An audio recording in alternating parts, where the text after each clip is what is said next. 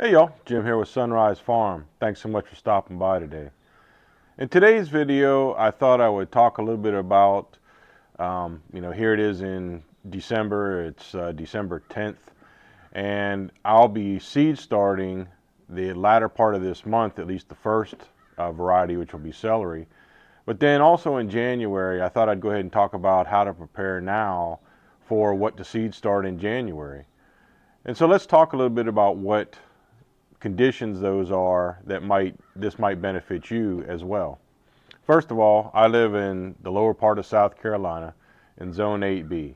So right off the bat, you'll have to adjust this for your timing of year and your weather conditions.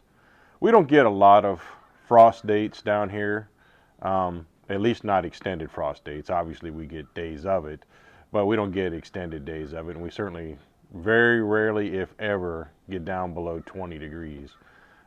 We had our coldest day of the year about a week and a half ago, and that was 22 degrees, and that is pretty cold for us actually. But the average low for us is only probably in the like mid to upper 20s at best for maybe a day or such.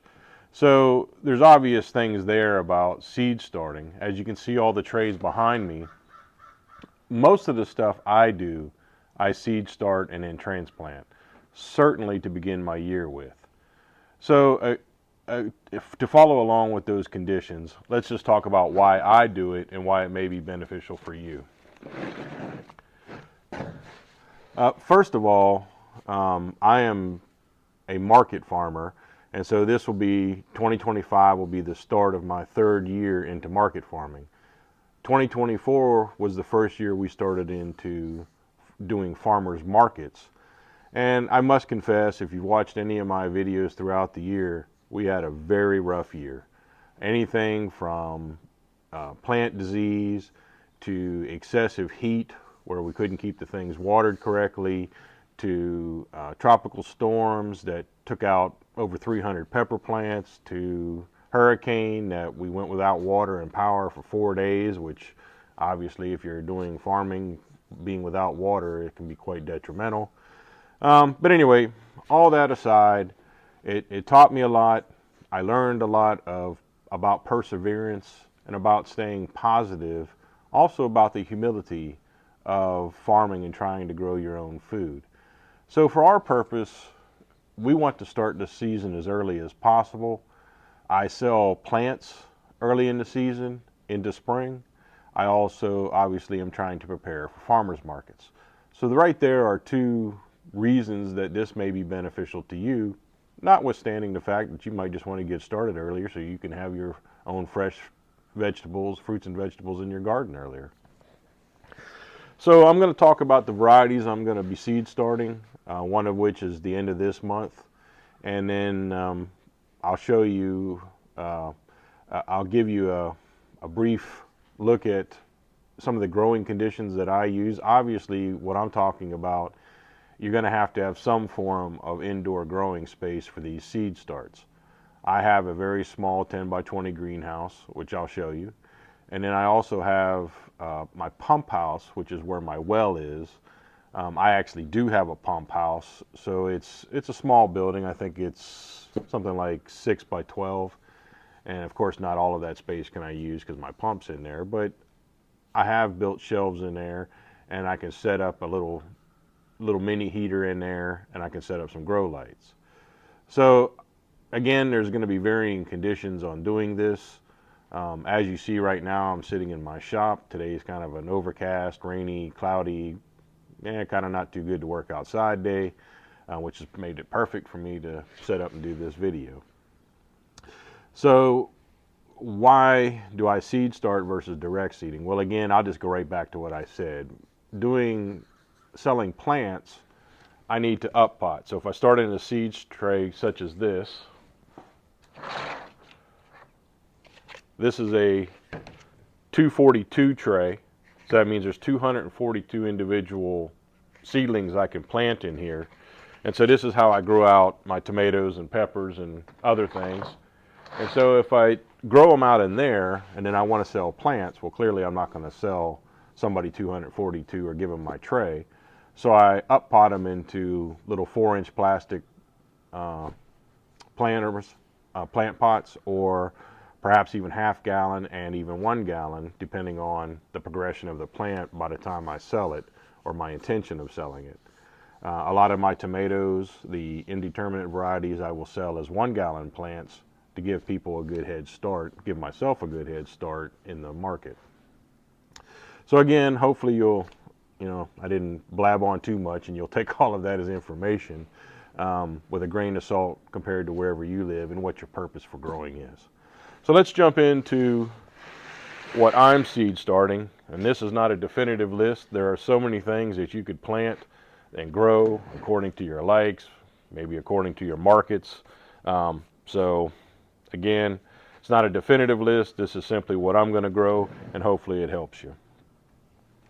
So the very first thing I'm going to be seed starting is at the end of December. So it'll be the last week of December, basically right after Christmas or right around Christmas. I will be planting my tango celery. I grew it this year. I liked it a lot. I kind of started it late as a trial kind of thing, and I really liked the way it grew out. So I'm definitely going to be growing celery. I really want to see, we're going to be getting involved in a couple more farmers markets in 2025. So I want to see how my market responds to it. I mean, I like celery, but I want to see how my market responds to it to see if it's worthwhile growing as basically a crop, if you will. And so that's the only thing I will seed start in January. Now, I will say that just yesterday, I seeded about a third of a bed, one of my big raised beds of of carrots. And I will be seeding carrots basically every 3 to 4 weeks from now throughout the entirety of 2025. So carrots is probably the only thing I direct seed right now. And it is one that it doesn't really matter when you plant it. Obviously, if you live up north, you can't necessarily plant it, outside in a snow-covered field. I get that. But down here in the south, we can pretty much plant that every single month. And even if it's slow in germinating and slow in growing, which it will be in the cooler weather with the temperature of the soil and or the temperatures themselves, but that's okay. They're very hardy in that regards of germinating. So again, I think lettuce, or why do I keep wanting to say lettuce? I have no idea. I think carrots is the only thing I direct seed at this time of year. So moving into, excuse me, unfortunately, today's almost 65 degrees and we still got gnats. I tell you, living in the South can be a blessing, obviously, with the temperatures, but with the gnats, and I was even battling when I was planting those carrots yesterday, I was even battling a bed of fire ants. Oh man, come on, man. It's December 10th. Why am I battling those things? I don't know. Anyway, I digress. So in the first week of January, and I broke them down by weeks. So the first week of January, I will be seed starting all of my indeterminate tomatoes. And I want to make that very clear on the indeterminate part, because if you start a determinate tomato too soon, you're going to exhaust its lifespan. And I made that mistake last year. I didn't think that part through, and so hopefully that can be a lesson I prevent you from learning the hard way, because I learned it the hard way. So indeterminate tomatoes, I am starting Cherokee Purple, and that's an heirloom variety. Sweetie 100 cherry tomatoes, which is also an heirloom variety. I'm going to be starting a new variety this year called Old German, which is a big slicer. It's an heirloom. And then the only hybrid I'm growing at the beginning of the season, I'm going to try another new hybrid to me called Burpee Big Boy. If y'all have any experience growing the Burpee Big Boys, please leave a comment, because I'd like to know, or even the Old German for that matter. If y'all have grown either one of those, please let me know how it went for y'all and what y'all thought of those varieties. There are hundreds of tomato varieties, and you could go silly trying to research those.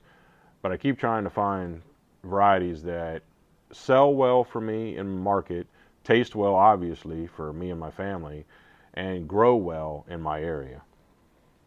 And the only other tomato that I'll be growing, which is a medium style slicer, if you will, is the Marglobe improved.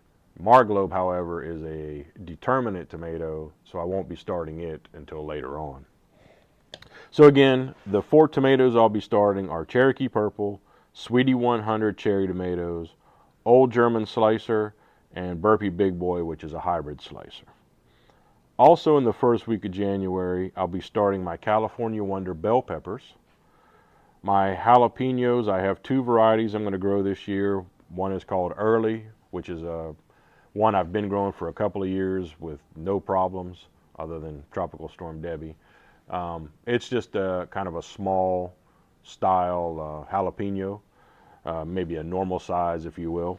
But then I'm going to grow one called Gigantia, and so that's going to be more of your stuffing size jalapeno. 4 to 5 inch long is what they claim it to be, so we're going to see. And then the other pepper that I'm going to start, which I'll be perfectly blunt, I tried to start 3 times in 2024, and I had no finish success. I had very little success in getting them to germinate and start growing as plants. But then to get them to actually get up and going as an actual bush, no. I had 0 success, and that is Carolina Reaper, which is one of the top hottest peppers there is. But I have some people that have requested it, requested hot peppers at any rate, not specifically necessarily Carolina Reaper, but I'm going to try again this year to grow Carolina Reapers. So if you happen to have any tips and tricks on that one that I haven't tried already, please let me know that as well. So again, that's the first week. The first week basically consists of tomatoes and peppers. And then the second week, I'm going to seed start Italian parsley, rutabagas, and oh yes, I seed start them in those trays. Beets, again, I seed start those in those trays. Beets, actually, I've seed started in trays probably the majority of time. Throughout the middle of summer, spring and summer, I will probably direct sow if the beds are ready. But if I'm waiting on a bed to finish with what it currently has in it, but I need the beets to be right behind them, I don't wait until to direct seed the beets. I have the beets already prepared, so when one thing comes out, another can go in. At least that's always the intention. And beets in a grow out tray such as this right here, which is exactly what I grow my beets in, this 242 tray, they'll grow out in that tray for approximately 3 weeks. If you get past 3 weeks, you're probably going to have, well, you won't have as much success. Let me put it that way. Because if you bind their roots up, you won't give them the proper time to develop the actual root vegetable that you're looking for. So at any rate, yes, rutabagas and beets you can absolutely start in trays. You just can't keep them past their due time in trays like you can a lot of other things. So week 2 in January is Italian parsley, rutabagas, and beets. Week 3 in January is going to be Imperial Star artichokes. Now this will be the very first year I grow artichokes. So I'm looking forward to it. I personally like artichokes. I haven't had one in years, but I used to eat them a lot when I was younger. I had an aunt that loved to make them, and yeah, so I'm gonna go back and hopefully develop my love of eating those things and prayerfully get them to grow correctly. So if you have any experience growing the Imperial Star artichokes, let me know. I'm going to reseed my Mary Washington asparagus. Yes, I'm going to start my asparagus from seed. Yes, it takes longer in time, even longer than getting bare root asparagus. It takes much longer in time. But I'm wanting to develop a very big bed of asparagus. And instead of buying all of those bare root plants, I just decided to seed start it and let time take its course in that fashion. I mean, we're talking years before I get asparagus, but that's all right. But however, if you didn't know you can start asparagus from seed, you sure can. I'm also going to be starting 2 varieties of broccoli the third week in January, and that's Green Magic, which I had great success growing this fall, and I loved it. I personally love broccoli, man. A good steamed broccoli and some melted butter. Whew, boy, that's awesome right there. So Green Magic, and then a different variety that I have yet to grow, which is called Godzilla. They say they're supposed to be extremely big heads. Maybe it's a one-off thing for me to grow. I don't know. I don't know if it'll be good for the market or if it'll grow that way in my area. But I'm going to try to grow Godzilla just because I want to. And then in the final week in January, I'm going to be growing some other greens. So I'm going to be growing some Brussels sprouts, a variety called Jade Cross. It'll be my third attempt at Brussels sprouts, and hopefully this time I actually get some Brussels sprouts. I got much closer this past fall season. Um, Whatever I'm doing or whatever my ground's doing, I'm not sure, but I haven't had great success with Brussels sprouts yet. Then I'm going to be growing 3 varieties of cabbage. I'm going to be growing a bigger head called Copenhagen, and then I'm going to be growing 2 smaller style market heads called Golden Acre and Red Acre. And then I'm going to be growing some other greens such as kale, the variety called Dazzling Blue, and then I'm going to be growing collards. I'm going to grow 2 types of collard greens, one called Top Bunch and another called Georgia Southern. And I may or may not be throwing in some other starts in that time period. I have yet to figure out kind of my general layout of area and timing of said starts. But one of those could be something like a turnip. Now, the turnip, I'll probably go ahead and direct seed the turnip should I plant that in January, which is possible. Anyway, I hope all of this has been useful. Again, this is what I'm growing and the reasons why I'm growing it and seed starting it. You see these seed trays behind me. This is I think what I've got here is about 20 seed trays, and quite frankly, that's probably less than half of what I have in total. I probably have 50, 60 trays in total, and by the time I start in January and I have them in my little greenhouse or in my pump house or even in here, depending on what conditions they can tolerate, because a lot of the greens can tolerate the cold regardless. But yeah, it's just going to be there's going to be seed trays everywhere, and then I'll be up potting. Starting probably around the 1st of February, I'll be up potting plants and getting ready to sell plants to my local community and through my markets and things of that nature. So I hope all of this has been helpful to you. I hope it makes you think about where you're at in your seed starting timing of year and scenario, because one of the key things about all of this is obviously you need to have the seeds. So I've been preparing my seed orders to begin the year with. Most of these seeds that I mentioned I have. Some I obviously need to reorder, but that's the whole reason for starting to go through it. I have all these seeds sitting in front of me. I mean, I'm not going to go through each one. I kind of already listed them to you, but I will say one of the things that I recommend that I've used many seed companies. I still use several seed companies because you can't get every single seed you want from one seed company. At least I can't. And some have more one-off type things that you may want a variety of.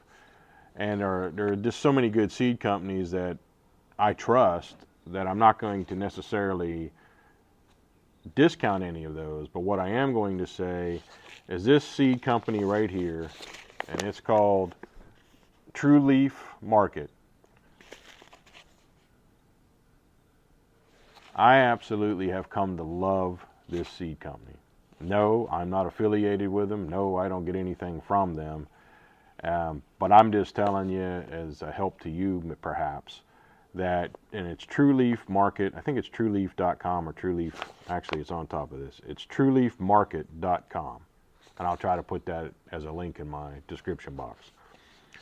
The reason I recommend these seeds, this seed company, is they have, a massive, to me, a massively wide variety to choose from in most categories of seeds, including flowers and herbs and the like. But they're also, I have found them to be very responsible, very quick for order shipments and deliveries. I have found their seeds to be exactly what they say they are, both in quantity, quality, germination rates, these types of things, because they list every single germination rate and everything on their seed packages. So what they say, I have found to be pretty true.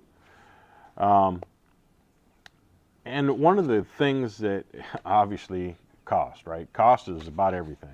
Well, with their company, I believe it is, I'm 99% certain that it's anything over $75 of an order ships free. And you can also buy some of your seed starting mixes, cocoa cores, perlite, and certain things from them as well.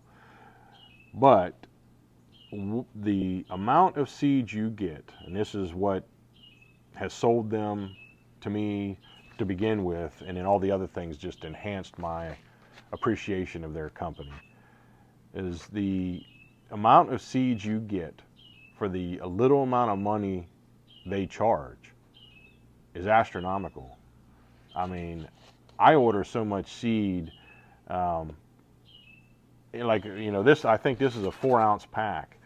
And this 4-ounce pack may only cost me like $6, and it may have like 30,000 seeds in it.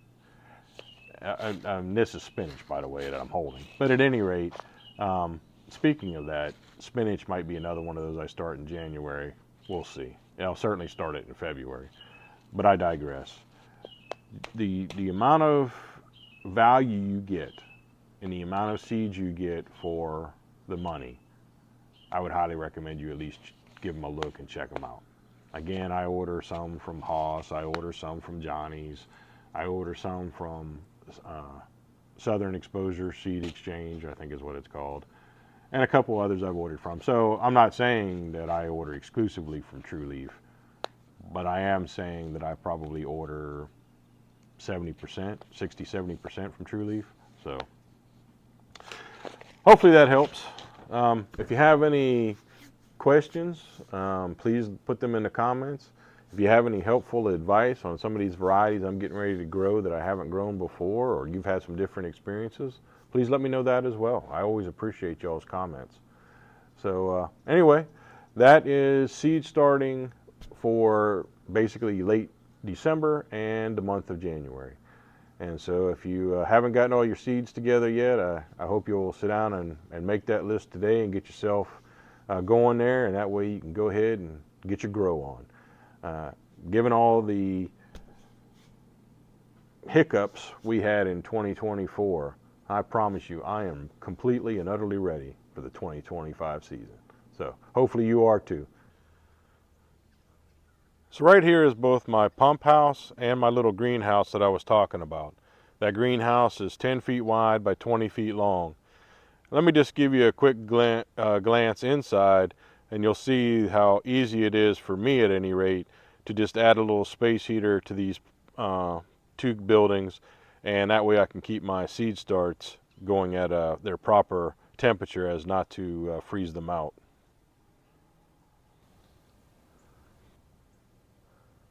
Well, here you can see my pump house, excuse me.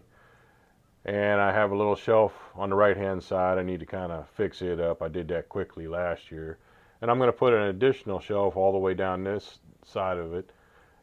And I have power in here. And I have a couple of lights up there, although I'm going to change those to LED shop lights. But this makes a perfect little grow space for me.